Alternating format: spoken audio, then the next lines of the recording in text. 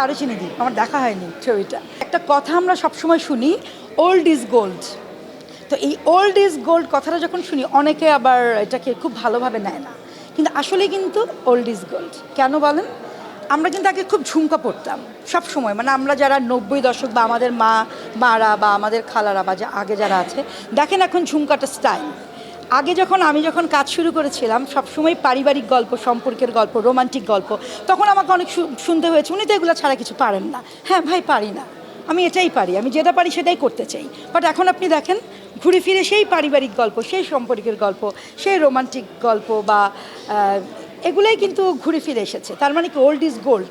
একটা সময় গিয়ে এখন সবাই মিলে যখন আপনি সিনেমা হলেই দেখেন এত বেশি কাটাকাটি, মারামারি, হ্যাঁ এগুলোর প্রয়োজন আছে, এগুলোর প্রয়োজন আছে, কিন্তু পাশাপাশি আপনি দেখেন যেগুলো পরিবার নিয়ে সবাইকে দেখতে যাওয়া যায় সেগুলোই কিন্তু মানুষ আজকে দর্শক তো অনেক মেধাবী সবসময় আমি বলি, এবং আজকে কিন্তু দর্শক সেগুলোই উপচে পড়ে হলে যাচ্ছে এবং সেগুলোই কিন্তু দেখছে।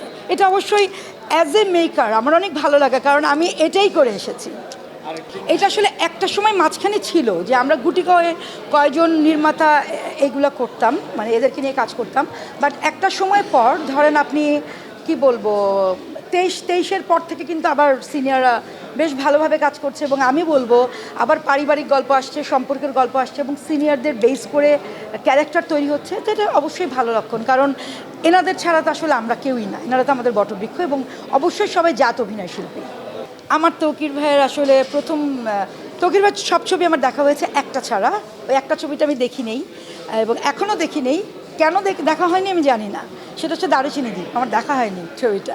কিন্তু তৌকির ভাইয়ের হালদা হলো আমার কাছে সেরা, এবং আর একটা যে ছবিটা ফাগুন হাওয়া, এই দুইটা ছবি আমার কেন জানি খুব ভাল লাগে। হয়তো এই সময়কে কেন্দ্র করে বা ওরকম ঝকঝক, বা হয়তো খুব মডার্ন, বা খুব সংলাপগুলো খুব সুন্দর, গান যেহেতু আমার খুব গানের প্রতি একটা প্রেম, সো এই দুইটা ছবির গান অসাধারণ। আমি তো হালদার গান একটা সময় গেছে যে হালদার গানটা আমি প্রতিদিন সকালে শুনেছি, এবং ফাগুন হওয়ার যে তোমাকে চাই যে গানটা আমি প্রতিদিন শুনেছি। সো যেহেতু প্রেম, আমার গানের প্রতি একটা প্রেম, সো হয়তো হতে পারে যে এই দুইটা ছবি আমার অনেক ভালো লাগার। কিন্তু অবশ্যই তৌকির ভাইয়ের অজ্ঞাতনামার গল্প তো অসাধারণ, আজকে যেটা সবাই দেখছে। এবং আর একটা সিনেমা তৌকির ভাইয়ের খুবই মানে পছন্দ, সবাই পছন্দ করেছে, সেটা হচ্ছে জয়যাত্রা। কিন্তু আমার পছন্দ যদি বলেন ব্যক্তি চয়নিকা চৌধুরী, আমার কাছে তৌকির ভাইয়ের ভালো লেগেছে হালদা এবং তোমাকে চাই।